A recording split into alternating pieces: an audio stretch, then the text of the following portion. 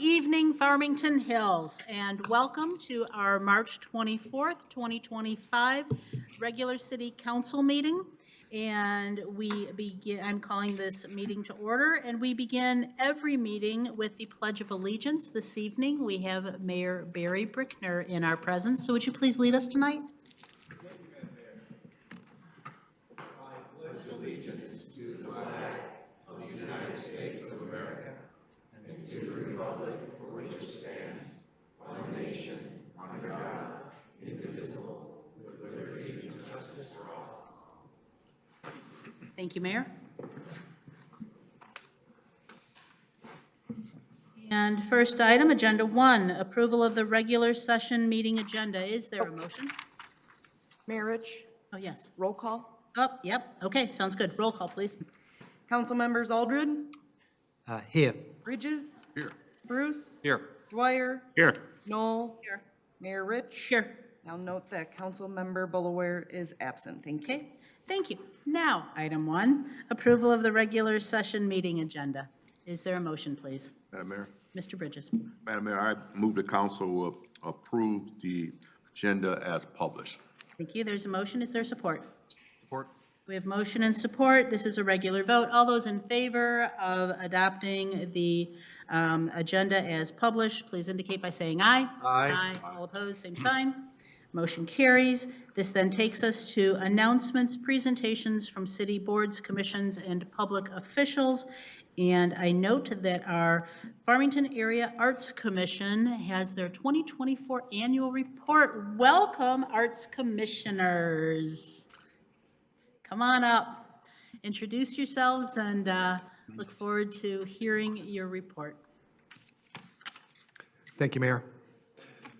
Good evening, Mayor Rich, City Council members, and city staff. My name is Jeff Dutka, and I have been a Farmington Hills resident for 8 years. I'm also the current Vice Chair of the Farmington Area Arts Commission and have served since 2019. Next to me is Commissioner Lisa Ferens, our current and 3-time chair and 7-year veteran of the commission. Also in attendance, we have Commissioners Celeste McDermott, Nora Mason, Lindsay Janak, Bree Schwartz, Don Fritz, Claire Perko, and last but not least, volunteer extraordinaire Keith Janak. So he is. We are here today to fulfill our annual obligation to report to the Farmington Hills City Council, to reintroduce our group to the leaders and decision makers in this chamber, to share why we are so passionate about art, and to make it known that we are ready and willing to assist council and city leadership with any and all matters related to art in our community. We also wanted to make a special mention of our interest and delight to see the work of City Council Study Group focusing on a public art component to commercial development. This is a strong commitment to art that we as a commission fully support and want to humbly offer up our experience to help implement that program. That said, we are the Farmington Area Arts Commission, and our mission is to support efforts to ensure that arts and cultural heritage are integral components of our daily lives. We are committed to arts promotion and advocacy and serve as a conduit between local government and the arts community. Established in 1976, the commission consists of individuals appointed by the Farmington and Farmington Hills City Councils. That's right, 1976 was our first year as a commission. I was also established in 1976 and am quickly approaching my 49th birthday this summer.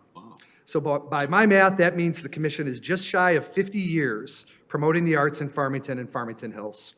We are very proud of that legacy and look forward to laying the foundation for the next 50. Our commission has a diverse set of professional skills and experience. We are artists, small business owners, government employees and project managers, financial advisors, legal professionals, and current and former elected officials. Our experience is varied, but our focus is shared. We are passionate about protecting and growing the arts for the benefit of the Farmington area and beyond. Our group also reflects the wonderful diversity of our area, and we celebrate that diversity through our debates and decisions on what issues to prioritize and how to accomplish our goals. And in my humble opinion, the rich cultural fabric of the Farmington area truly is our greatest asset. The first thing I tell my friends and family when asked what I love about this area is that we are a melting pot of culture and creativity. Just look at any class picture from the Farmington area public schools, and you will see representation from across the globe. And if you are open to it, you will be given an opportunity to learn through personal interactions, community events, festivals, concerts, and art installations. Representation is key to understanding and growing as a community, and Farmington Hills does an excellent job of recognizing that strength. We want to continue celebrating this gift as a community and continue to raise awareness that Farmington and Farmington Hills are great places for all people to live, work, and raise a family. Before running through our accomplishments, I'd like to share a few messages of gratitude and reflection. We are thankful to serve the people of Farmington Hills and Farmington, to live and work in diverse communities that support all forms of public and private art. To our city councils and mayors for approving commissioners and allowing us to serve and use our talents to support the arts. To all the businesses and individuals that support the arts in our community. To all our fellow commissioners in this group and all the Farmington area commissions for sacrificing their time and talents to secure a better way of life for our community. For the city staff and volunteers that support cultural arts programming and provide us with opportunities to get involved in bringing art to the community. Finally, we want to give a special thanks to our dedicated liaisons, Farmington Hills Councilwoman Boulware, Farmington Councilwoman Balk, and Cultural Arts Supervisor Rachel Timlin.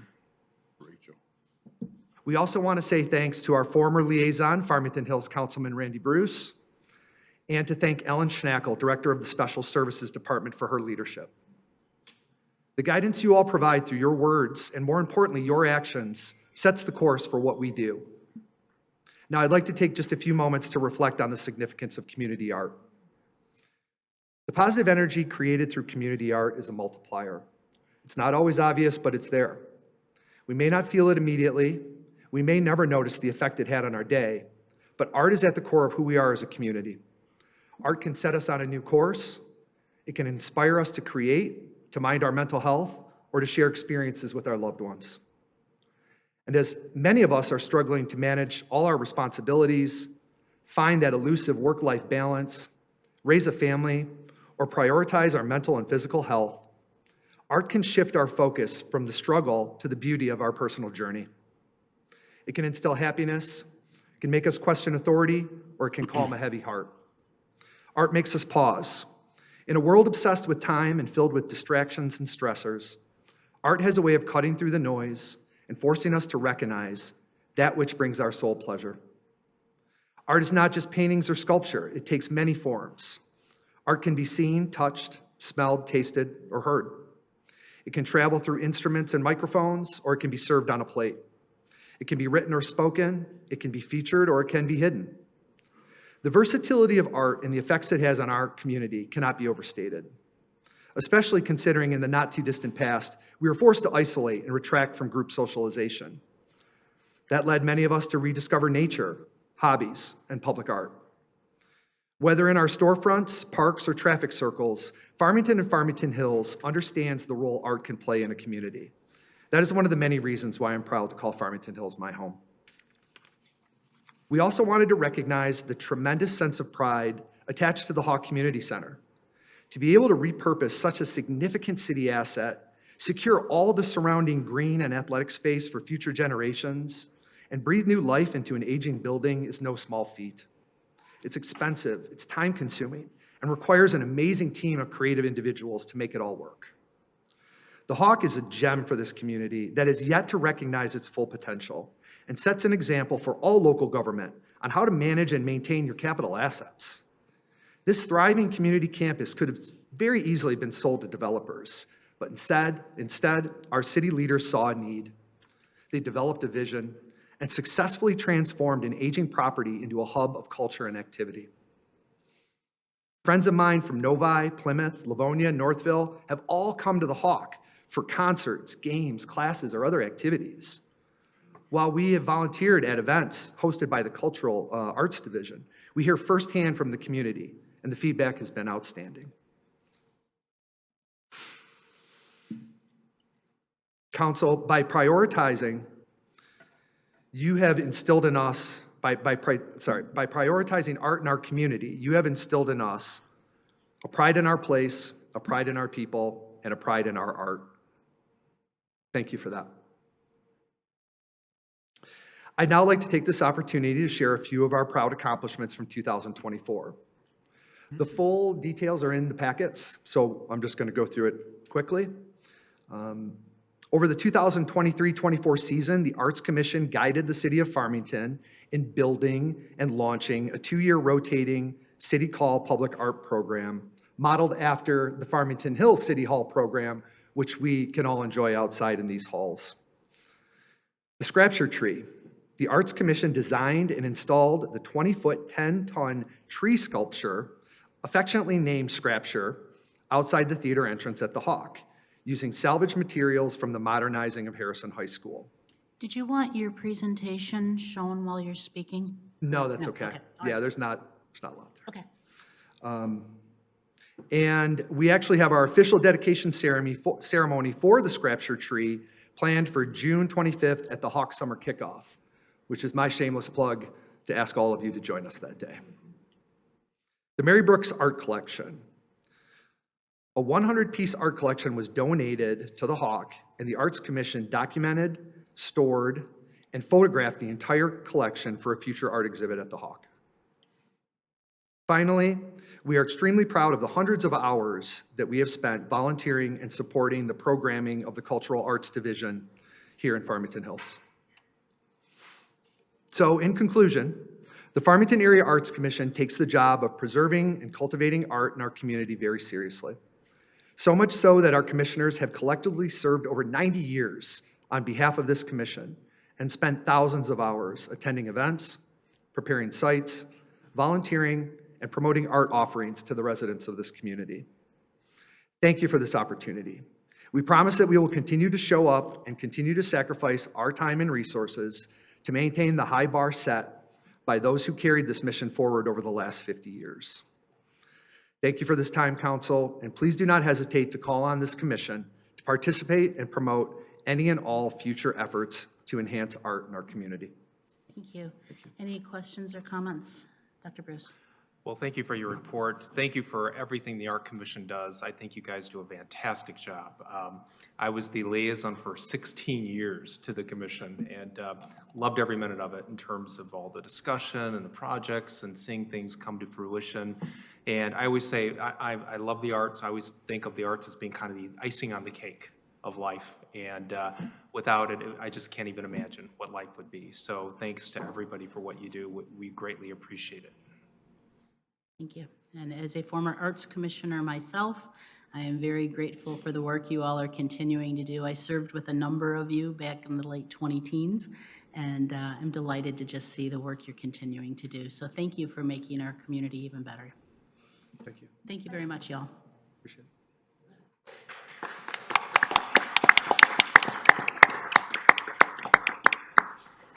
Are there any other city boards, commissions, or public officials who would like to address us this evening?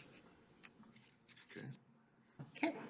That then takes us to correspondence. Anyone have correspondence they would like to share? Okay. I'm going to bring mine up in public, in my council comments. Okay, very good. All right, thank you. That then takes us to the consent agenda. All items listed under the consent agenda are considered routine, administrative, or non-controversial by the City Council and will be enacted by one motion. There will be no separate discussion of these items unless a City Council member or citizen so requests, in which event the agenda item may be removed from the consent agenda for consideration. It will be read by our Mayor Pro Tem, Mr. Dwyer. Thank you, Madam Mayor. Number 6, recommended approval of policy regarding sponsorship of events, naming rights, and advertising. Item 7, recommended approval of collective bargaining agreement with paid on-call firefighters.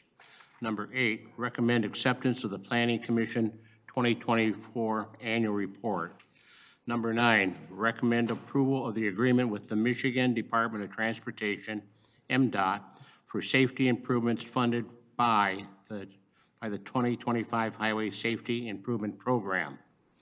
Number 10, recommend approval of award a contract for the North Industrial Drive Reconstruction Project to Asphalt Specialists LLC in the amount of $1,503,943.54. Item 11, recommend approval of award of contract for the Edge Hill Avenue Local Road Construction Reconstruction Project to Nagel Paving Company in the amount of $584,920.81. Number 12, recommend approval of the award of contract for the 2025 Local Road Asphalt Rehabilitation Project, Duke Forest Hills and Piddlebrook Estate Subdivisions to Nagel Paving Company in the amount of $1,467,489.88. Number 13, recommended approval of award of contract for the 2025 Local Road Asphalt Rehabilitation Project, Oakwood Knolls Subdivision to F. Allied Construction Company in the amount of $474,085.15. Item 14, recommend approval of award of contract for the 2025 Local Road Asphalt Rehabilitation Project, Mural Estate Subdivision to F. Allied Construction Company in the amount of $837,358.48. Item 15, recommend approval of adopting a resolution of public road acceptance for the Chasewood Villas subdivision. Number 16, recommend approval of adopting a resolution of public road acceptance for Emerald Park Estates subdivision. Number 17, recommended approval of the award of Fire Department Consultant to the Central for Public Safety Management, LLC, in the amount of $67,390. Item 18, recommended approval of the award of contract for Shady Ridge Drive Gravel Road Conversion 2 Hard Service Project to F. Allied Construction Company in the amount of $566,522.01. Item 19, recommended approval of the City Council study session meeting minutes of March 3rd, 2025. And the last item is number 20, recommend approval of City Council regular session meeting minutes of March 3rd, 2025. Okay, thank you. And is there a motion? Mr. Bridges. Madam Mayor, I move that we accept the consent agenda, approve this consent agenda as read by the Mayor Pro Tem, Mr. William Dwyer. Thank you. We have motion and support. This is a roll call vote. Council members Bridges, Yes. Bruce, Yes. Dwyer, Yes. Knoll. Yes. Aldred. Yes. And Mayor Rich. Yes. Thank you. This then takes us to city council member comments and announcements. And Mr. Bridges. Thank you, ma'am. Madam Mayor, as you know, we all attended the National League of Cities meeting a couple weeks ago. I thought it was a great opportunity for us to collaborate, to learn from other communities across the country, what they're doing, what their issues they're facing. And we had also had an opportunity to visit with our U.S. Senator, both U.S. Senators' staff, as well as our Congressperson, Congressman Haley Stevens. One of the issues that the Michigan Municipal League is focusing on is to ensure that the municipal bonds remain available for cities to finance infrastructure. And they have a nice chart here. Farmington Hills received, we contracted out about $28,520,000 that were financed through municipal bonds. So we need that source of option for financing to remain available for us to have future capital needs. The other, so it was a great opportunity for us to collaborate with people across the country, and Farmington Hills citizens, we are in great shape. We hear the problems that other communities have across the country. We don't have them here. We are a well-run city, well-run city. We have great programming, great city services. We're a safe city, and we are in very good shape financially, as evidenced by our AAA bond rating. So we are blessed to have a city like Farmington Hills and have the management in place here to carry out the council's directives. I want to make you aware of a letter that I received from Mrs. Kathleen Muller. She's the individual that I had a mom that had some experience with the fire department paramedics, and I guess there's been some response from the city in regards to that, but she's still not happy. So I'm going to pass this on to the city manager for his action on this particular matter. She's now still not happy with the responses thus far. Kathleen Muller. Also, I received a letter from an individual by the name of Dujan Fisher. He is a Farmington Hills resident, pastor. He's looking to get involved in the city, and I sent the email over to Director Nguyen, Community Engagement, to maybe contact him for involvement. The other thing I did, I was at Panera Bread in Farmington Hills, a great meeting place to meet people all around the area. And I overheard a conversation with two individuals talking about automation and mobility. And found out that he's interested in hopefully partnering or collaborating with Farmington Hills in regards to mobility opportunities for Farmington Hills. We are in the process now of building out the Sci-Fi broadband network, which will provide us with I believe, a economic advantage with competing cities for startups in regards to, and so I'm going to pass this on, send the email to the city manager regarding this individual, and hopefully he would contact him to see how we can hopefully collaborate and partner with him in regards to his ideas. Last thing is that, let's see here, one more thing.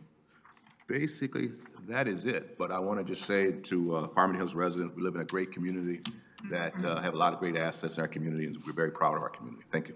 Go ahead. Anyone else? Okay, I have a couple of items, and then with your indulgence, I'd like to go back on the agenda. Our county commissioner, Mr. William Miller, was actually in the hall when I called for electeds to come speak, so we'll give you just a moment. A couple things I wanted to share with the community. First, congratulations to American Legion Post leader Maria Davis, who just 2 weeks ago was awarded the Quilt of Valor for her work with the veteran community. And it was an incredibly moving ceremony. She was supposed to come lead us in the pledge today, but is under the weather, but sends her thanks to the community for being such a great place to be able to continue to participate. Also, happy 100th birthday to Betty Burrell, who has a bowling average of 121, which is higher than the bowling average I ever was able to have, and she'll be with us the first meeting in April. So happy birthday, 100th birthday to Betty Burrell. We have Walk the Hawk coming up on April 8th and April 13th. Weather permitting, we'll be on the track. It's a Tuesday at noon. Weather not permitting, we'll be on the 3rd floor of the Hawk. And with that, Mr. Miller, would you like to say hello to the community? Thank you, Madam Chair. It's William Miller, County Commissioner in this area. Appreciate you having me up here. It's great to see you all, a lot of friends here, and Mr. Dwyer, it's good to see you. I haven't seen you in ages. 101's coming up. I know you're going to make it. I won't make it there, but you'll make it. I won't make it, but I know you'll make it. It's not coming up soon for him, but I can see him making it. He's lived through a lot. I appreciate his guidance. I've called him on a few things. But county business. So we're definitely got our thumb watching what's going on with the road funding from the state and from the Capitol in DC, because that's one of our bread and butters, is making sure that we can help out our local communities fix the roads.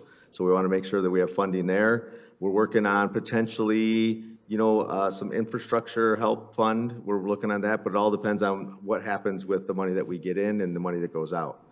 And that's pretty much what I have so far. It's been a crazy time in politics. Commissioner, Yes, sir. when are you up for re-election? 4 years. 4 years. Okay. Next year. No, it's 4-year terms now. 4-year term now? Yes, 4-year terms. I'm going to run again. Yeah. Well, in 4 years. I'm ready.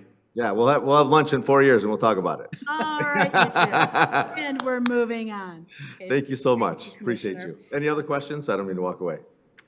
We're good, thanks. Thank you. Okay, and as we ask the city manager to do his update, the next items, we have a couple of public hearings, and then public comment will be coming soon. For those who are not regulars here, if you would like to address us, we need a blue card. Those are at the back. Please give them to the clerk. And with that, city manager, what you got? Thank you, Madam Mayor. So I just wanted to let everybody know in the city that yard waste pickup will resume the week of April 7th on your regularly scheduled day. And also, they planned on meeting or coming to the meeting tonight, but unfortunately, they had a scheduling conflict. Just wanted to make everybody in Farmington Hills aware of SMART. Is rolling out their Smarter Draft Network. So if you want to see, I think we're all paying a lot of money in property taxes towards the regional mass transit effort that passed, I think, last year. SMART will be having a meeting here in Farmington Hills at the Hawk on April 30th at 5:30 p.m. And if anybody in the public wants additional information, they can go to smarter-mobility.org for that draft network plan for the city of Farmington Hills and the regional plan in general. Thank you, Madam Mayor. That's it. That then takes us to item 3, public hearing. Public hearing in consideration of approval of submission of a Land and Water Conservation Fund grant application for $500,000 for the Heritage Park Playground and parking accessibility improvements, and a resolution to make available a local match through financial commitment and/or donation of $750,000. Good evening. Good evening, Mayor, City Council. I'm Ellen Schnackle, Director of Special Services. I'm here to ask for that big mouthful that you just said, consideration of approval of a resolution for the submission of a Land and Water Conservation Fund grant application for the Heritage Park Playground and parking accessibility improvements. Please allow me to introduce a Farmington resident, an arts commissioner, and our consultant from landscape architect from Spalding to Decker. This is Claire Perko. If you'll be reminded, Spalding to Decker was the consultants we utilized to put together our 5-year Parks and Recreation Master Plan. And at this point, we're happy to answer any questions that you might have. Okay, questions? Yes, Ms. Null. I just have a question about, I'm very excited to see this grant for potentially new playground equipment in Heritage Park. The playground equipment there has served many families well, very well over the years, but it's definitely seen better days and needs to be replaced. So looking forward to those upgrades. As far as the splash pad, is there now possibly a consideration of a fence around the playground equipment and the splash pad? I know people with young children like to have a fence because it kind of helps moms who are watching 2-3 kids at a time to make sure they don't wander off. I know in the past, we obviously now don't have a fence, but is that something that could be considered? Yep, absolutely. So we had a public input session on March 17th. That was actually something that came up from a parent that had some children with special needs, and actually that was the very thing to help maybe control how that access is. So this really, we're looking at kind of 2 phases. This would be the first funding for the actual playground equipment and some parking accessibility, and a phase 2 would be the splash pad. Would be replacing that section of it. Just we can't fund all of that at one time. Okay, thanks. Okay, Mr. Bridges, and then I'll open the public hearing. Okay, quick comment, Ellen, in regards to the attendance at the Heritage Park, the park area. Is it? I mean, that's one of our regional attractions. We get people all around the area coming to the park. Is that correct? Yeah, most definitely. Actually, at a recent count, which is cell phone pings at that park, we're over 758,000 visitors a year. Excellent. And I know the city council recognizes that park is a jewel for the city, and that we are made continue to make some investments there, and this grant application would enhance that as well. So thank you for that application. Thank you. Appreciate that. Thank you. Thank you. And with that, I will open the public hearing. I have not received any blue cards on this particular topic. Is there anyone who wishes to address us on the public hearing related to the Land and Water Conservation Fund grant application? Okay, seeing no one, I will close the public hearing and take it to council. Mr. Aldred. If I could just make a comment. Sure, of course. Just want to follow up, because I actually believe this is some of the most important things we can do in our city is to provide these kind of services. As I mentioned at our last meeting, I really believe what we provide in terms of our special services is a jewel in our city. I think Councilmember Bridges talked about the jewels. I think this is a real jewel in our city, and I think continuing to fund that, both from the city and also pursuing additional grants and the support that we can do to do that, I think is great. So I fully support this application. Again, from my perspective, I think this is a great start, and I think there's other things we want to do in the city and other places. But just to clarify what you said there, Director Snackle, you said that so this particular grant would be starting with the parking lot portion, but the play structure. And then there'll be further funding in further years with regards the splash pad. Is that the plan? Correct. So City Council previously approved $750,000 out of the Parks millage. So we have some money set for the park. We're going after another $500,000 to complete the first phase of this project. We know that's probably going to cost probably that same amount, if not more, to do the splash pad as a second phase. So we'll be coming with next year's CIP to request Parks millage funding for the second phase. Okay. We will also be seeking further grant funding as well. Yeah, and I was glad to see that the parking lot, as proposed to council, was a bit smaller than what was originally put in the design. I think that's a good place to start. I don't think we want to pave over if we can avoid it. I think my only concern would be making sure that, in terms of the number of people we have, that we have the facilities that actually provide for the number of people that are coming. I hear reports, I'm talking to other families and residents, that it is very busy at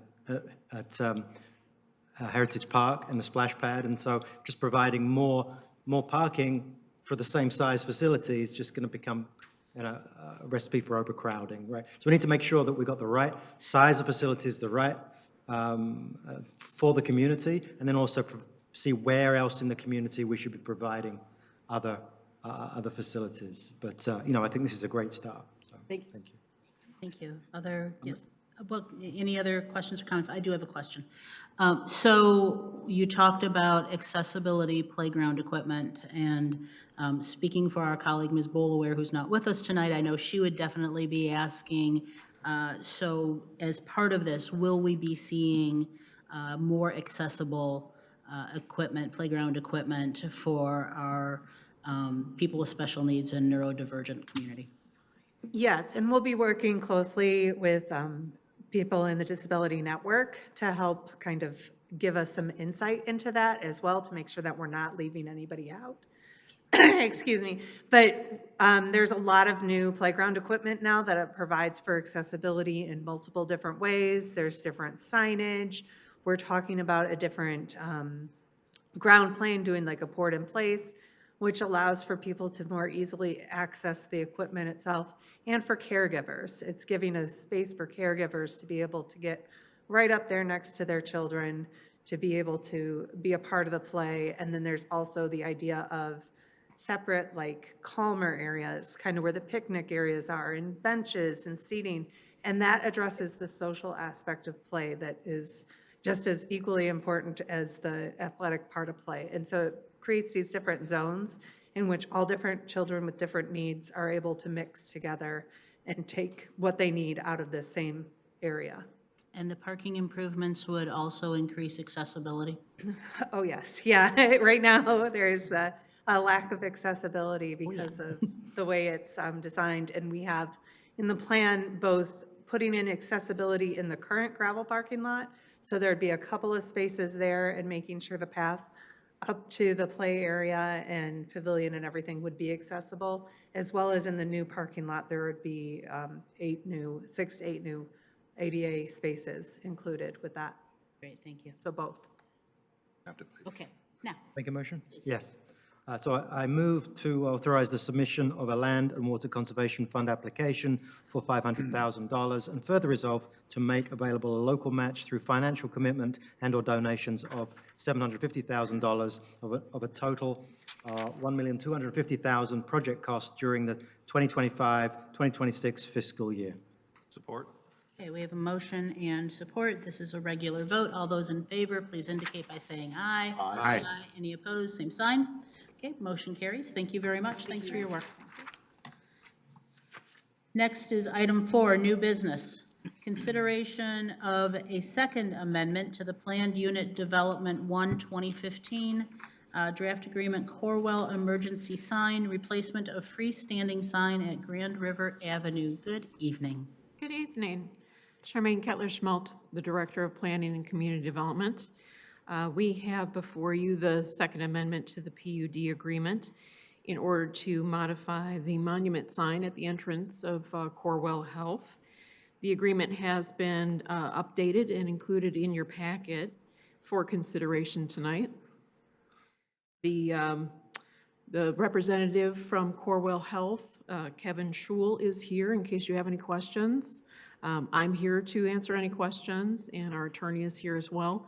The PUD plan and accompanying site plan has been approved at a previous meeting. The approval of the amendment language is the final step in the approval process for this. Okay, thank you. Anyone on council? No questions. Is there a motion? Please. I would move the approval of the Second Amendment to Plan Unit Development, PUD 1, 2015, Draft Agreement, Corewell Emergency Sign, Replacement of Freestanding Sign at Grand River Avenue, CMR 32536. Thank you. There's a motion and support, and this is a regular vote. All those in favor, please indicate by saying aye. Aye. Any opposed, same sign. Okay, that carries. That takes us then to item 5, consideration of approval of the introduction of an ordinance to authorize the conveyance of city-owned property parcels 22-23-34-408-008 and 22-23-34-408-003, and to some people that you're about to tell us about. Yes, good evening, Council. My name is Christia Brockway. I'm the Director of Economic Development.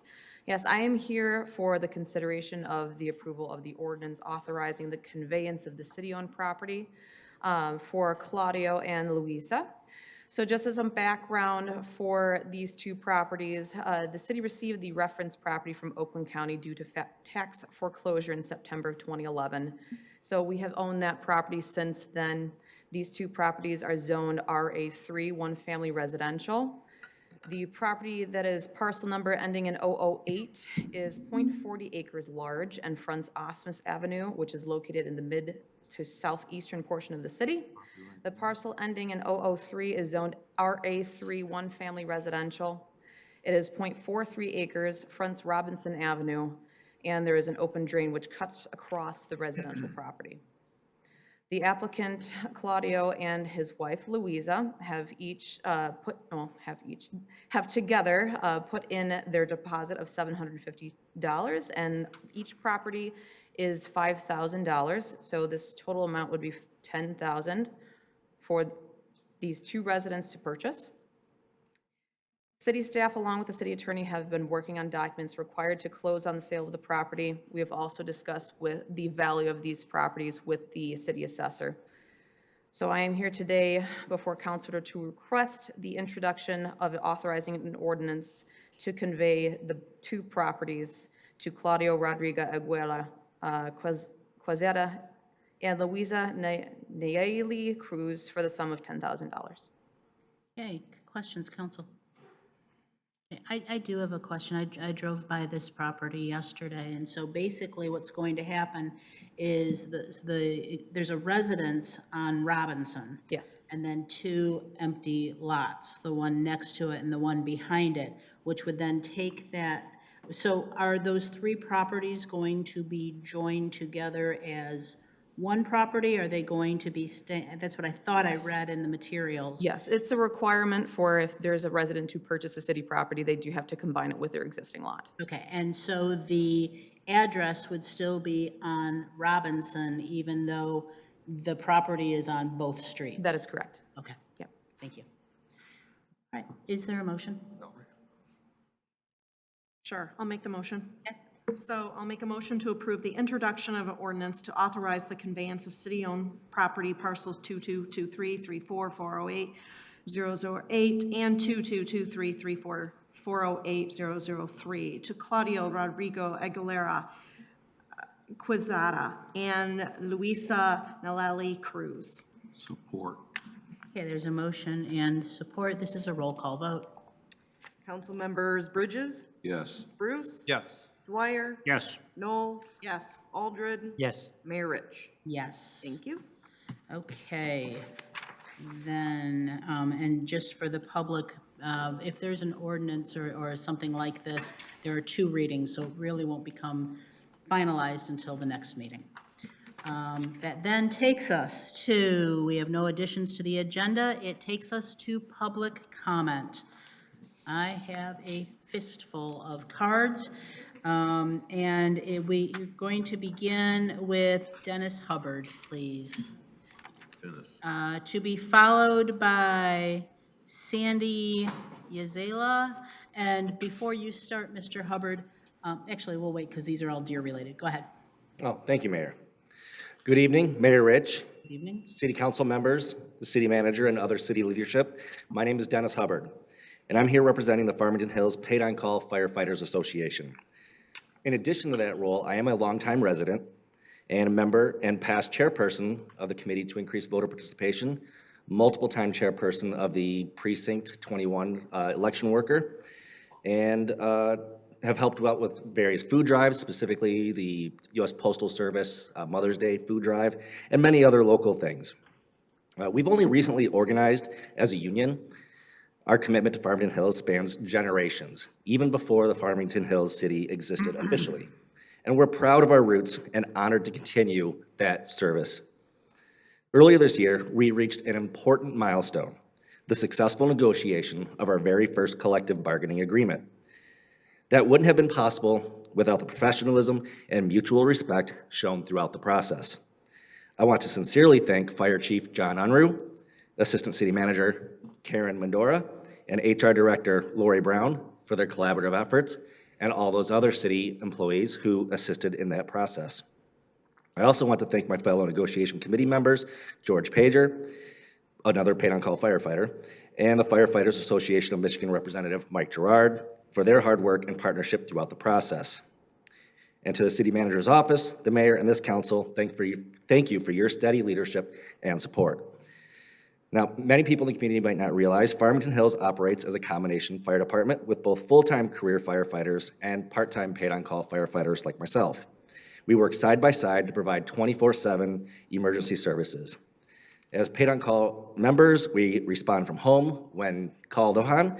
We also work scheduled shifts alongside our full-time colleagues, and we're all highly trained, holding certifications like the Firefighter 1 and 2, hazardous materials up to the operations level, pump operations, and at minimum, an EMT basic license. Throughout our history, we've had, in addition, paramedics serve as paid-on-call firefighters, and we continue to seek and strengthen that capability. This model provides not only reliable and efficient emergency coverage, it does so in a cost-effective and sustainable way. It also serves as a meaningful career pipeline as many of our members go on to become full-time firefighters right here in Farmington Hills. We are proud to be part of the Firefighters Association of Michigan, but even prouder to serve the people of Farmington Hills today and for generations to come. Thank you. Thank you.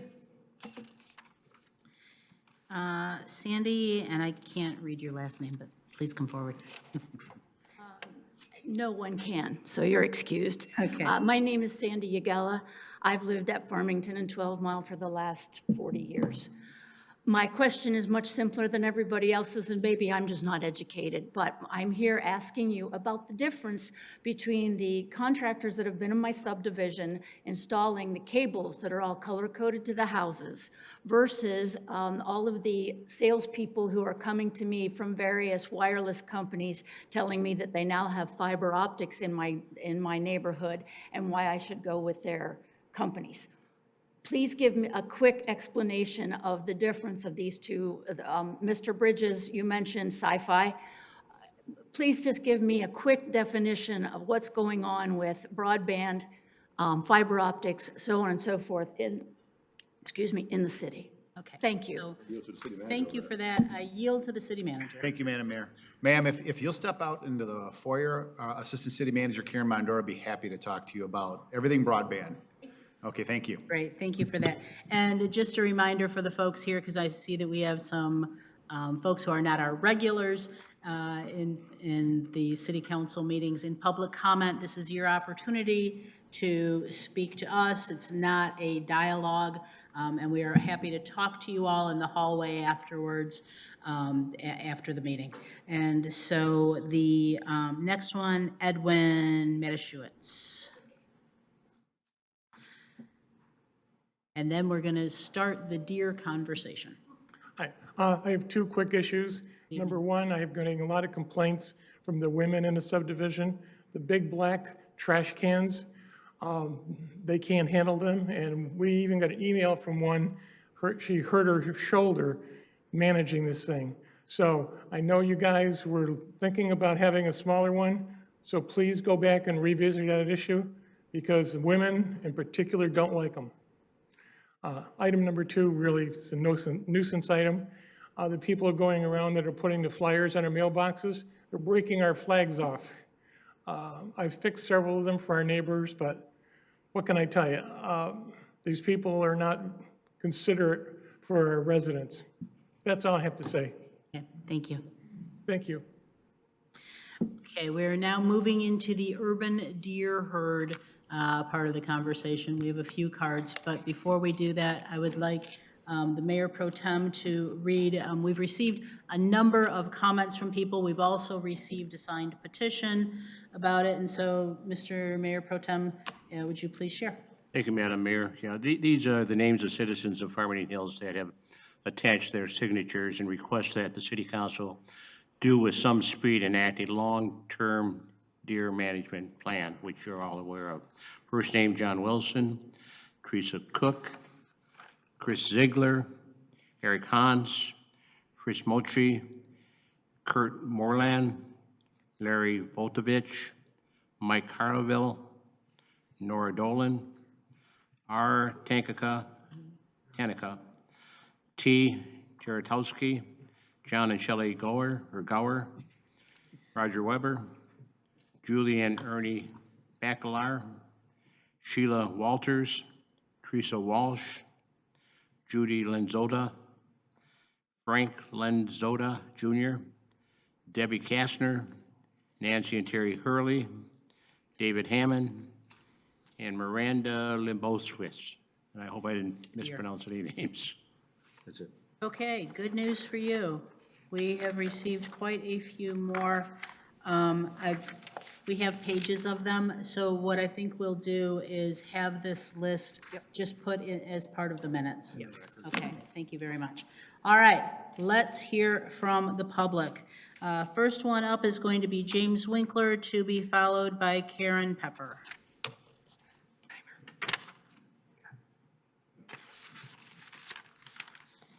Thank you to the mayor and to the council and other members on the panel. Just as a opening, I was a university professor all my life. I'm a dentist, I'm a PhD molecular biologist dealing with infectious disease and zoonotic infections.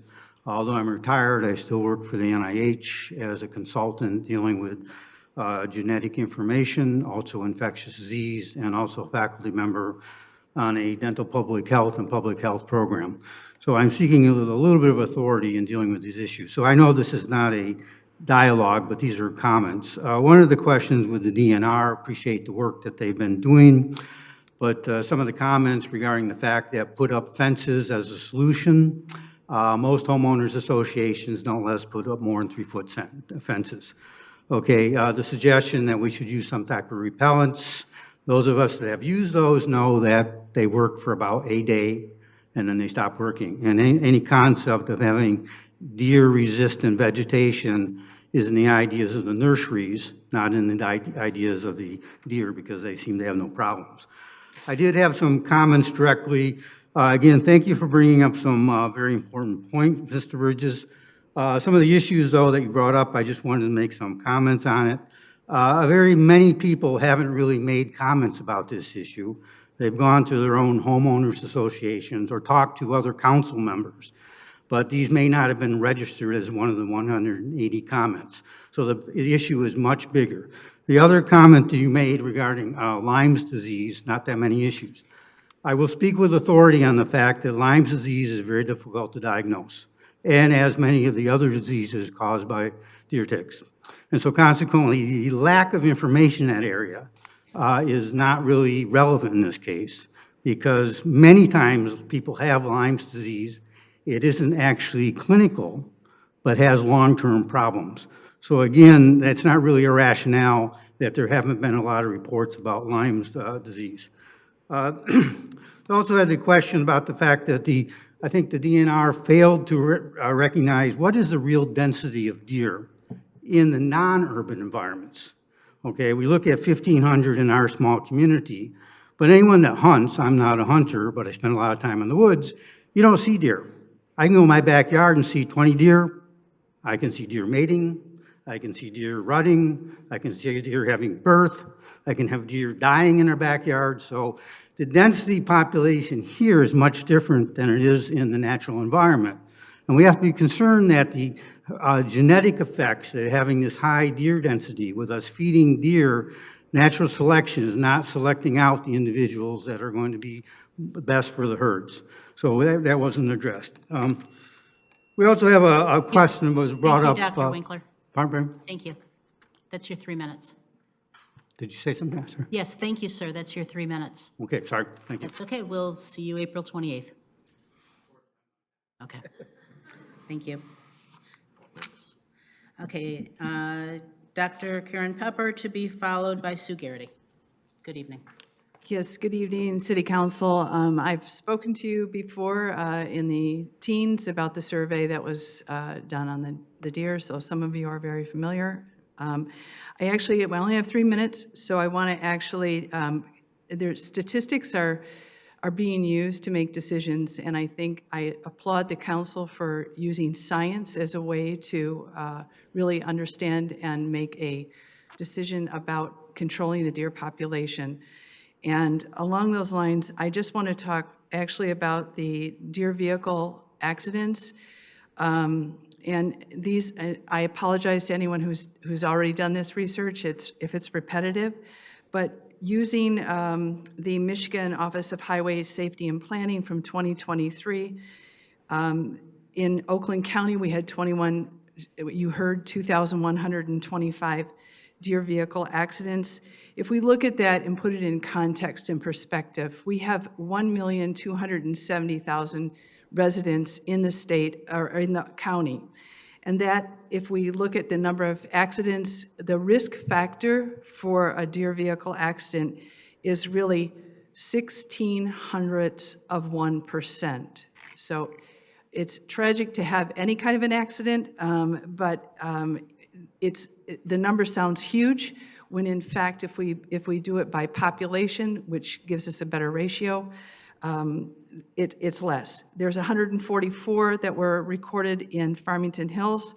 That is 0.17, 0.17%, which is right in line with the rest of the county. We had in Farmington Hills 7 personal injuries out of 144, and 137 of those crashes involved property. So I just wanted to put that out there. I also wanted to talk about Lyme disease. As you probably know, there's 20% of the ticks in our community are likely to be black-legged ticks, which are the ones that carry the Lyme disease.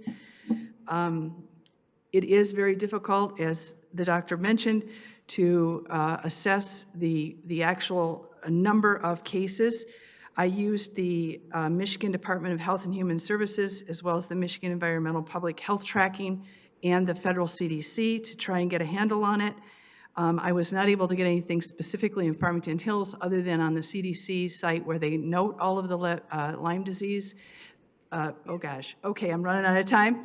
So that there was 48 cases in all of Oakland County. All of Oakland County, 1.27 million people. My final thing is, please, I'm trying to ask the city to, there is an issue to be resolved here. Please do it in service of safety for our residents. Thank you, Dr. Pepper. Thank you. Sue Garrity to be followed by Tom Progar. Good evening. Hello, thank you. First of all, I would like to thank you, Mr. Allred, for bringing up the fact that this proposal really is two different proposals. The first one, the call, I understand it to be skilled professional sharpshooters. They'll actually quickly, safely, humanely kill the agreed upon number of deer. I imagine the many residents will appreciate the speed at which that can be done. The second thing is the hunt. The presentation actually melded these two together as if they were one, as if hunting was just part of the whole cull thing. To me, it sounded like someone or someone's, or there are hunters here who want to have access to our city park. If that's the case, I would appreciate that was separated and brought out for transparency, as that is the real issue. I don't know that there's a need for that. Nothing was said in the presentation that that was a need. All we heard were examples of farms, sparsely populated areas, Oakland County parks, and my issue really is safety. Safety of trying to hunt with bows and crossbows that can shoot 300 yards, or 300 feet, I'm sorry, in 1 second, that they're gonna be in our densely populated area. Hunting's already allowed in 6 Oakland County parks. The largest of those parks is 1,286 acres. There's 2 others over 1,000 acres. The smallest is 302 acres. It's almost 50% larger than Heritage Park. There's only 7 homes near that park. They're separated by railroad tracks and a road. Heritage Park is 211 acres. According to Google Maps, there are 79 homes whose backyards end right at the park border. My home is one of them. There are at least 200 other homes very close to the park, including Normandy Hills, Independence Hills, the homes and condos to the south right before Grand River, and the homes to the east across Farmington Road. I feel like we're being asked to allow Heritage Park to be the test ground for hunting in densely residential areas. Southfield's waiting, as we heard, you know, hunters want to know if they can do this.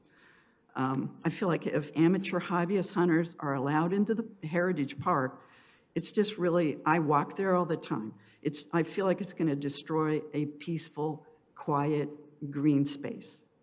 I mean, there's thousands of people in that park. I see them. I back up to the park. So if the number of deer do need to be reduced, and I hear that they do. Thank you. Please use professionals. Thank you for your input. Tom Progar to be followed by Kim Corona.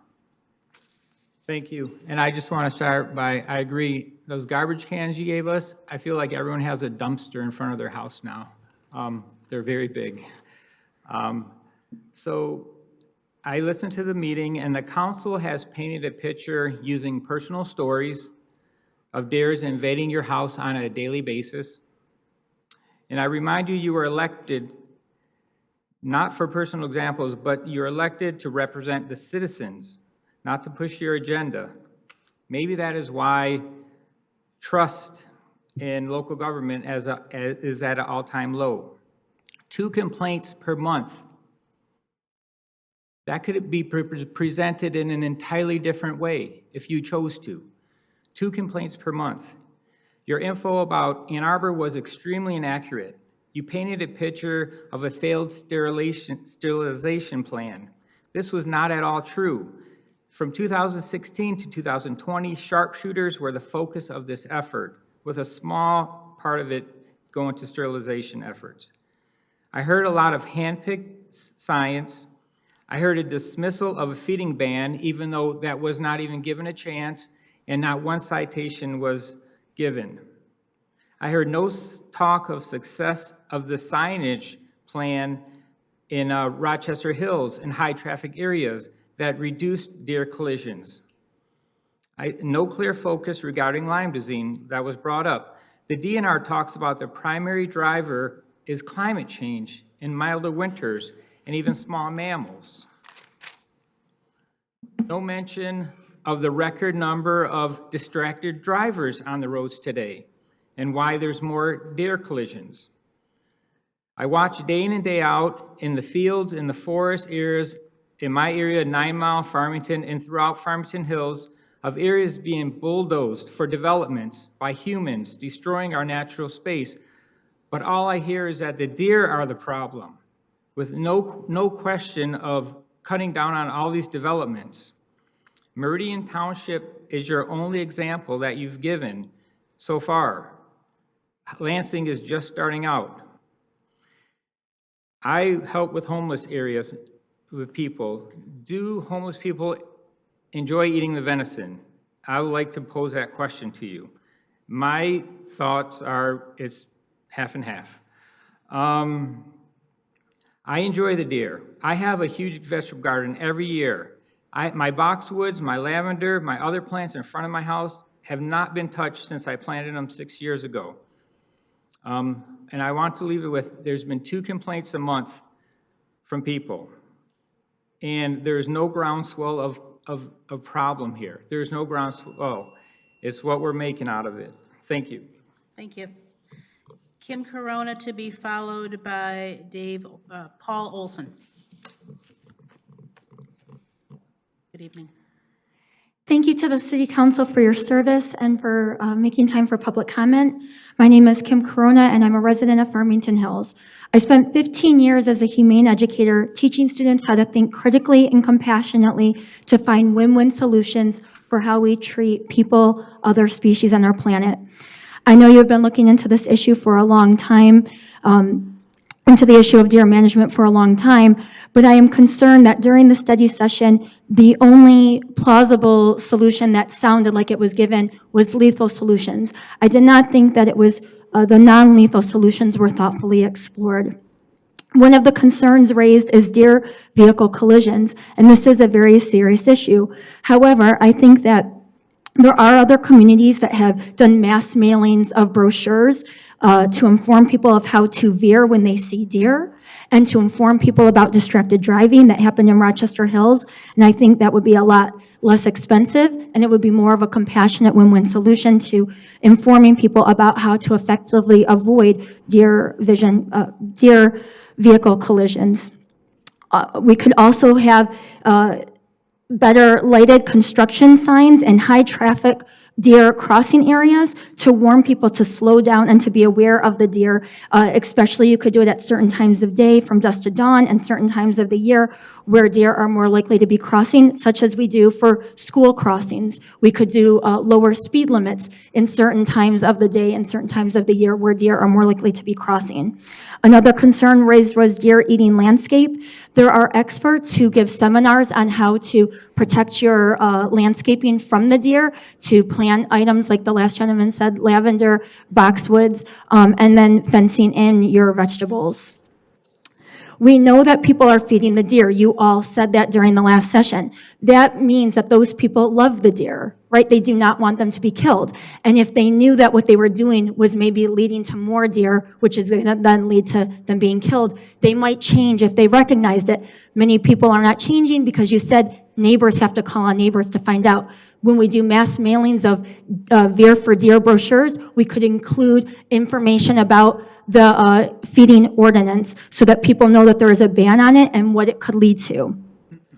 The killing of wildlife for harming our ecosystem is a no-win solution. Humans are destroying the ecosystem because of urban sprawl and habitat destruction. If we start killing deer as the solution to saving our ecosystem, it is killing wildlife forever. It is indefinite. Until humans change our behaviors, we are always going to have this problem. We are not going to find peaceful coexistence with animals and with nature. Thank you for looking into this issue. I strongly urge you to consider non-lethal deer management strategies. Thank you. Paul Olson to be followed by Pamela Santo.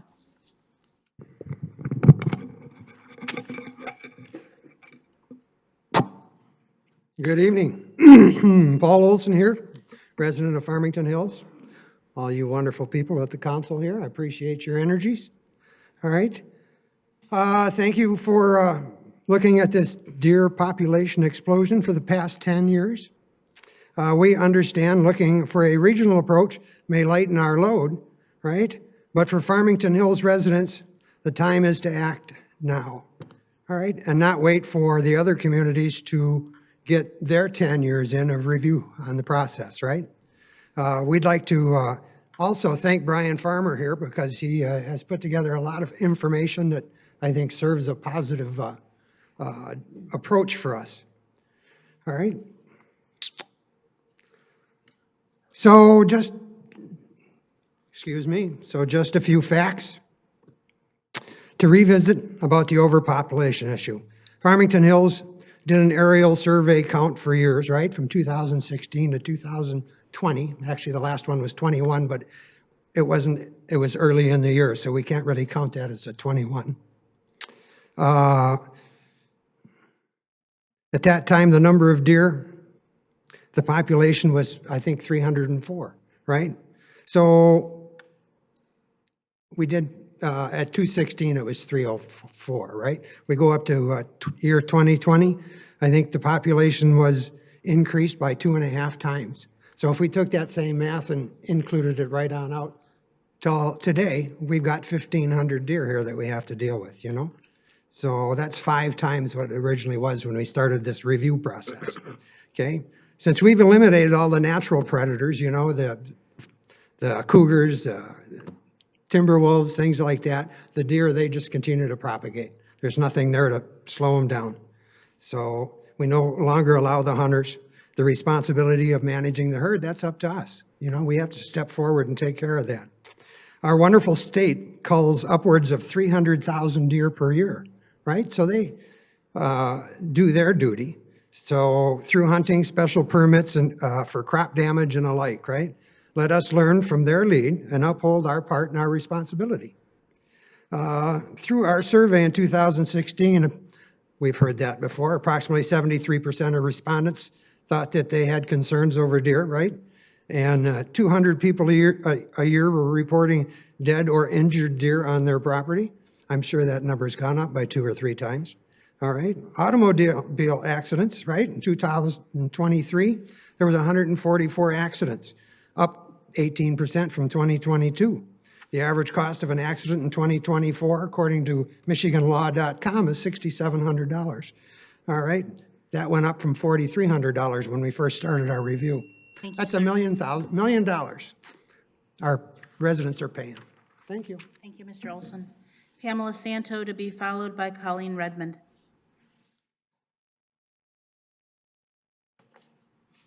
Hello. Good evening. Good evening to everyone. I've lived in Farmington Hills, basically, when it was Farmington Township. My parents come here. I moved out to Westland, came back to Farmington Hills. I was married at the time, bought 1.5 acres. Elm disease took out all the trees that were elm and everything else. Bought a Minneapolis Moline tractor for 1.5 acres to take everything out. It's all solid clay. So certain things happened between myself and my husband, and I moved on. He moved on, and I stayed there. I bought almost $9,863 worth of product from Steinkauf's, Glenda's, Farmer John's, English Gardens, a member of English Gardens. I planted them. I had berms, soil, and wood chips brought in from Bushel Stop. I did all the work myself. That's why I have artificial knees, hips, lower back surgery, and a hernia. And I'm 81. So moving forward, I still have the deer herd, but there's nothing for them to eat. But there were like 11 and 12 come in a pack. And then there's the bucks at the rutting season, and there's a huge one. There's a 6, 4, and 2 that they come across periodically together. They're separate. Guys, you know, kind of stay separate because it's the mating season's over with. But to make a long story short, how many of these meetings have we been to? The Hawk, the DNR, and da-da-da-da. In all these years, it's been about 15 years, there's no decision made. I have no curb appeal to my home, number one. And the thing is, I've had people come up when it was beautiful. Who did your landscape? You're looking at it. But it's all gone. It's bleak. And am I going to do anything else on the property? No. So it's larger than ever. So I have a request. I do have bills from the past. I had called English Gardens. They sent me a readout of the products that I bought. I'd like to be reimbursed for the $9,000 that I spent on the property that I don't have now. And with all these meetings that have gone on about the deer and nothing's been done, Steve Brock, I called him at one time and had him come out to my house to see what I was talking about. He showed up. He said, well, if you take fishing line and you string it around and Irish Springs and the spray, I did it all. But let me cut right to the chase right now. He says, what do you suggest we do? I said, bait an area and eliminate them. That's what they did at Kensington. I was in the Gulf out there. You could not go in and retrieve your ball, and 4 of our members came down with Lyme disease. They hired sharpshooters come in and eliminated it, so it was safe. At this point, kids playing in the yard with all these, it could go on and on, but thank you kindly. The only way, make a decision. Contraception isn't going to help. You need to bait an area and take them out. All righty, good evening. Colleen Redmond to be followed by Patricia McCaskin. Good evening, and thank you for having us here. My family moved here from the west side of the state in 2014, and we specifically chose Farmington Hills because this was a really beautiful community. It had a lovely downtown section, the neighborhoods were gorgeous, well cared for. We were very fortunate in finding a lot where we have 1.5 acres. We had a beautiful tree-lined lot, a very deep yard, and we looked forward to our children being able to play and use that yard and to be able to continue to keep it looking nice. For 10 years, this problem has been talked about with the deer. We first occasionally saw a nice deer in the backyard. It was lovely to see. It is not uncommon on a daily basis throughout the entire day to see anywhere from 10 to 16 deer in our backyard. It is nearly unusable. We have spent a fortune that we don't really have on landscaping. Finally, last summer, we decided to replace all of the masticated shrubbery around the front of our house, so we at least had a decent-looking house.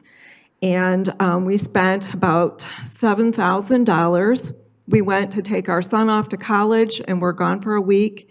And when we came back, about half of that landscaping was gone because there was nobody there to continue to spray on a daily basis. We can't afford to do that. People in my neighborhood don't have flowers anymore. I don't plant flowers. I've always had flowers in my home. They come up onto our patio. We have snout marks on our sliding glass doors looking into our home because the deer are looking at my herbs that I have growing inside, and they're looking for something to eat. The sad part is this traffic problem with them is very cruel and unkind to these animals. We have had every year a lame deer that has been in our yard that was hit by a car and did not die. Last spring, we had a deer that was hit by a car and made its way into a neighbor's yard and was so sick and dying and in pain, the police had to come out and put this deer down in front of very small children.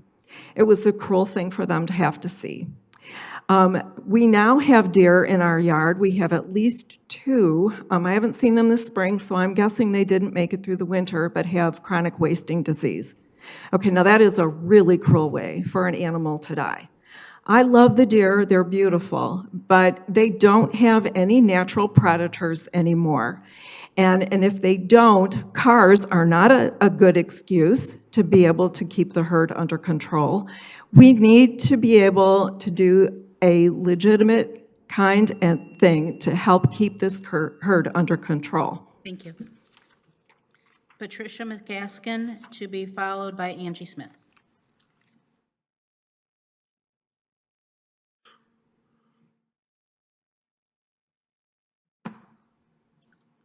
Good evening. Good evening, everyone. Thank you for being here and listening to us. I live right across the street from Heritage and have lots of deer. Anyway, one evening I came home about 4:30, and I have a big hill in my yard and then acreage.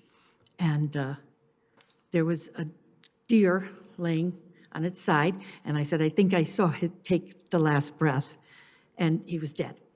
So anyway, I was calling someone, I don't know who, and they said, go, Mom, and take a picture. And so anyway, within about 5 minutes, 2 young guys, maybe in their 20s, came down, they each grabbed a horn, and off they went.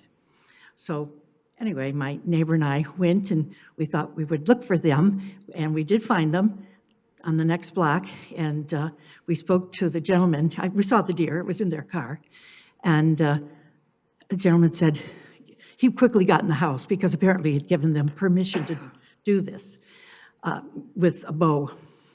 And so anyway, they came out and we said, you can't be doing this. This is the city of Farmington Hills. You can't do this. And, you know, when my grandkids come over, I have 16 of them, the first thing they do is they run up the hill to the top. So this is what's going on. Just over at the top of the hill is somebody shooting deer. I did call the police, and I told them where the person lived. But of course, those 2 young guys were gone. They did come over and see me, but really, something has to be done. I'm not in favor of the project of continuing letting people hunt. But the first one here for 2026, to have professional bow hunters, there is a need for it. And I've not ever thought that I would be saying that, but there is. And besides besides accidents and the Lyme disease and eating all the lower plants that other little animals can't have now, really something has to be done about it. And, you know, the increase is just tremendous over the last 5 years or so. Just triple this, I think someone did mention. So I hope you take consideration. Thank you very much. Thank you. Angie Smith to be followed by Patricia Zacharias. Good evening. Good evening. And thank you for giving us all the opportunity to talk about the lions, tigers, and bears. Oh my. I want to thank Commissioner William Miller that gave me at least 25 minutes in educating me on all of what the deer situation is. I've been in the community 27 years, and every home that I have lived in, I've had the deer. I don't know how anybody could say they don't have them in their yard, because I live in a gated community, and they are in Bramblewood, right in my backyard. I see Bambi, Rudolph, and all of them, you know, and I even got the turkeys. You know, now if you're talking about taking a couple of them out, I got a couple of George Foreman grills. But at the end of the day, the bottom line is we have had this conversation in the past. As I stated, I've been here 27 years, and a lot of you have not had this conversation, which I've heard this numerously with Dr. Bruce and Councilwoman Knoll, and it has been an issue. I appreciate you all looking into it, but I had the opportunity to stand in the back and listen to our community members. If we are going to have people come in, we do not need Robin Hood, we do not need Elmer Fudd coming in here taking these deer out. We have to consider that we do have children, and we have children that have special needs. Some of them elope, which that's a new term in our special ed environment, that may go outside, and we might have somebody that make a mistake. I understand we have professionals, but we also know that we had a former vice president that was a professional, and he shot somebody. So we need to take into consideration and think about what we're going to do. Let's be vigilant. Let's make sure we don't hurt children, ladies that do their $9,000 yards and just happen to stand up and boom, there's a shot. Let's make sure we look into, and let's listen to learn, not listen to defend. And let's make sure that we look out for our community and our community members. Thank you. Thank you. Patricia Zacharias to be followed by Laura Paulson.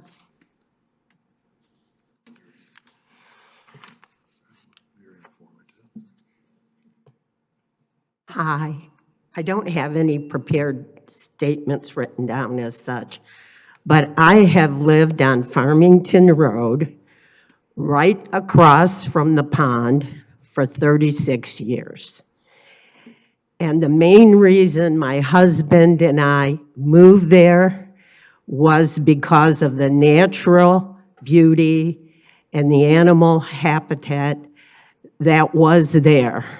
Before my husband passed away, he would walk in the park every single day and marvel at the wildlife. I've had deer in my yard, front and back, red fox, sometimes coyote, and I look at them all, sometimes skunks, groundhogs, as a blessing. The only thing that I hope is that we don't go overboard with this. Heritage Park was supposed to be a natural park for people to enjoy nature. So I would like to keep it that way. And like I said, I've never had a problem with deer. I've learned to plant things that they don't like. And I know I have a nice home because people comment on it all the time when they go by. The only other thing I can say is I put up with a lot of negative things, like people throwing their garbage out of their cars, people dog walking, thinking because you live on Farmington Road that they don't have to pick up their mess, and people speeding much too fast on Farmington Road. I remember when it was a country road, and since COVID, nobody adheres to the speed limits. So my only hope is for, again, not for, if it needs to be somewhat taken care of, please don't eliminate or eradicate the reason why so many of us have moved and stayed in this area. Thank you. Thank you. Laura Paulson to be followed by Michael Clara Learn. Thank you, City Council and Mayor Rich, for calling this excellent factual meeting. I'd like to address the direct correlation between our overpopulation of deer and the increase in the contagious diseases of CWD, chronic wasting disease, and EHD, episodic hemorrhagic disease. Chronic wasting disease is transmitted by direct contact through urine, feces, and saliva. It persists in the environment/soil for years, reinfecting deer that bed down or forage in the same area. Symptoms are rapid weight loss, disorientation, fatigue that can take years to emerge, allowing easier transmission. Fatal in all cases. It spreads rapidly, and out west of here in Michigan, hundreds of cases have been reported and many die unseen, unreported. First reported in 2015 in Michigan. Of course, it spreads fast where deer are in close proximity as they are here in Farmington Hills. EHD, or episodic hemorrhagic disease, if I'm pronouncing that correctly, or blue tongue, is spread through midges or no-see-ums by biting an infected deer, then passing it on to another deer. A notable outbreak of 4,000 was reported last year here in the state. Many more, of course, were undetected. It's spreading fastest in areas of higher concentrations of deer, like this area. The disease has a significant impact on deer herd numbers, 90% fatal, approximately. Infected deer seek out water to lower their high fever. They are lethargic, excessively salivate. They breathe difficultly and have convulsions. Dogs and large livestock can contact EHD, and sheep often succumb. We can allow these horrible diseases to rapidly spread throughout our suburbs, but other municipalities, and they touched on Ann Arbor, they talked at great length about other areas, have had great success with culling. hiring highly trained sharpshooters in safe designated areas, and we all went through all what they were going to do, up in temporary tree blinds, shooting down at deer, to compare other methods such as sterilization, which costs $1,000 to $1,800 per deer, and contraceptive $5,000, which I was really surprised at and isn't even illegal anymore. Survival rates of those are low. Few hunters are hunting further out, and since we are not bringing back Michigan's natural predators of wolves, bear, and cougars, our apex predator is now our cars. 500,000 deer in Michigan, I want people to remember this, were in 1972. There are now over 2 million. They are the fastest growing in the lower peninsula. We plant basically what they want to eat. Coyotes are benefited from the increasement of deer. Thank you.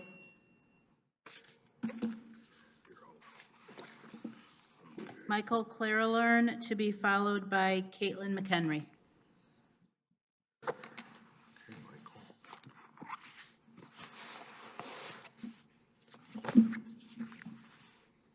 Good evening. That's Clarahan. Thank you. Oh, that's an H. Got it. Members, I'm pretty encouraged with some of the verbiage tonight. Sounds like we're really ready to do something about this long-standing problem. A little discouraged, and you probably saw me waving the newspaper from 2008, where we interviewed here on the Farmington Observer a guy by the name of Joe Derrick. So this has been a topic here in the city for much longer than 10 years. It's more like 20. If this is public and in the newspaper, you know what's going before this, right? So I also have articles from 2022, 2023, and I'm missing the one from 2014 where they stated there were 80 deer per square mile in that article. You may remember that. I remember reading an article following the next couple of weeks where they were saying that that was an exaggeration. I can tell you this, if I have 10 or 12 deer in my yard, just as Ms. Snow has here, there's probably 80 in a square mile.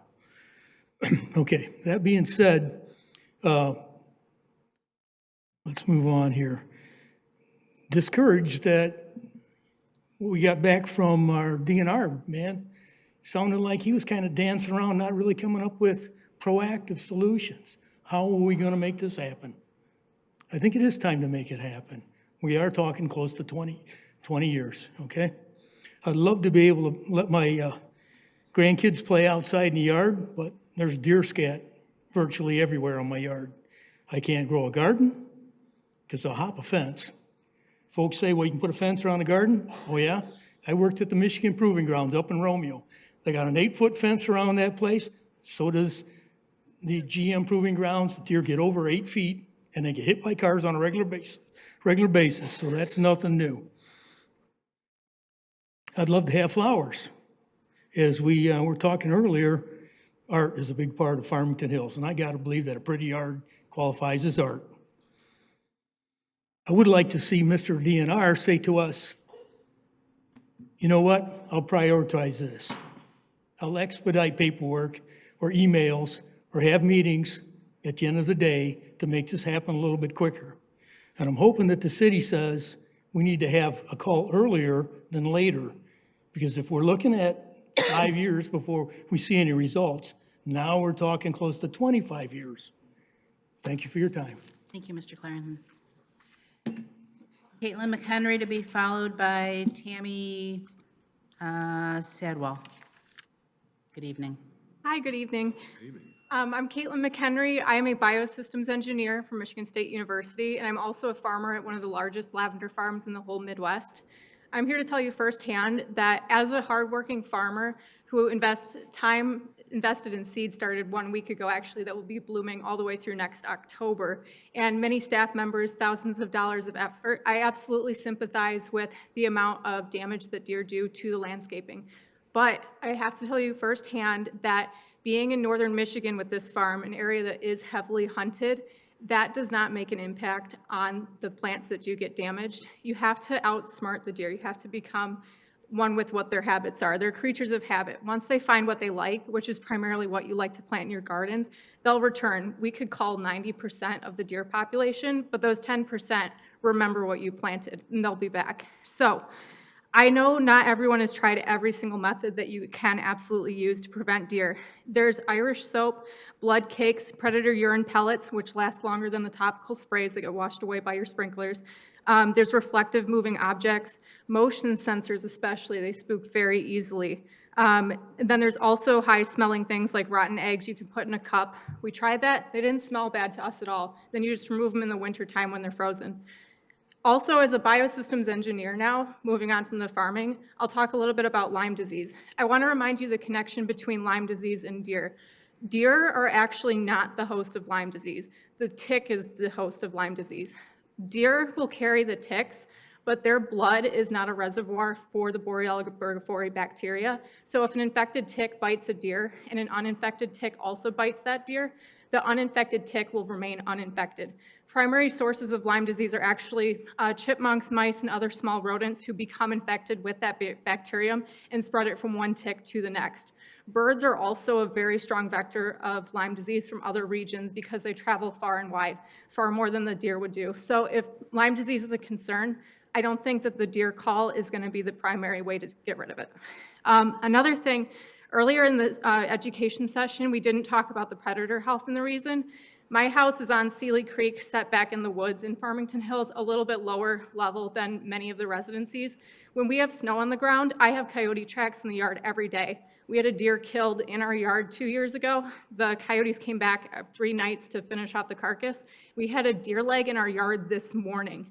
So predators are alive and well. I think they should be analyzed before we move forward with the call. And everyone here needs to remember that you need to outsmart the deer. You've got to protect your landscaping. You have to think about what you plant. There are plants that they prefer more than others. There's repellents that they will push for more than others depending on what they're after. And as a lavender farmer, not to push the plant, but get Grasso. It's the most fragrant out of all the lavender varieties to prevent deer. Thank you. Thank you. Tammy Sodwell to be followed by Kelly Goldberg, and that is the last card I have. So if there's anyone else who wants to speak, please submit your cards. Good evening. Hi, my first city council meeting, no idea what I was doing here, but welcome. I'm listening to everyone, and I am not a rich person. I've been here for 35 years. My yard used to look really nice. It doesn't anymore. The deer, any time of the day or night, are in my yard. Talk about, yes, the dropping. So you go out there to even mow or to do anything, it's like you're walking through a minefield. They love my yard. It's like my neighbor tells me that it's like I have a buffet because they like everything I plant. I know there are things that are, quote, deer resistant, but the deer don't understand that. They have not read the memo. They don't understand deer resistant. They still like evidently everything in my yard. And I think it's, Mr. Bridges, you were saying that you weren't impressed with the number of phone calls that have been received. If I had known that's what you wanted, I can call you every day. I can call the council. I didn't know that's what we wanted. I respond to the surveys that are out there. I listen to the meetings. I read the little newspaper that says we had another meeting and someone, but nothing ever happens. And now tonight to hear that it's going to take 5 years before something, results will even be seen, that's frustrating to me. I may not live another 5 years, seriously. I mean, it's just, I don't know. I'm frustrated beyond whatever. I don't know what else to say. I said, I'm agreeing with people. I don't want to spend any more on landscaping. I don't want to spend any more on pesticides. I have a neighbor with an autistic child who is upset every time I spray something. I don't know what to say. Thank you for coming this evening. Kelly Goldberg, good evening. Good evening. Thank you for all the time you've spent on this issue. I really respect the Spartan who was up here speaking to my heart, really, and I wanted to point out that Ann Arbor did not vote to include further deer management in their budget the last year, and part of the reason for that was their entity, the white buffalo sharpshooters, had actually vastly overestimated the deer count before they started a cull, and then they had to correct for it. I looked at a Fish and Wildlife article that I think I posted it in one of the comments on your website, counting the deer, and there's all these methods about what is actually, what's the biological capacity, what's the ecological capacity, what's our social and cultural capacity. I have a son who's returning from 6 years in Japan, and I don't know how I'm going to explain to him that, especially in the wake of a shooting that locked down a lot of Rochester Hills and Troy, that we're contemplating having, however skilled they are, people with guns shooting animals that are perceived to be a nuisance. This is such an American concept. I can't even tell you, when Ann Arbor did calls, it was on the BBC, it was in The Guardian, and it was regarded as, frankly, terribly barbaric. And I don't want to get inured to guns in public places and places that are supposed to be sanctuaries of nature. And I respect my neighbors who want to have nice landscape and gardens and have spent a fortune on them. However, I don't want to live in a place where, we're okay with that.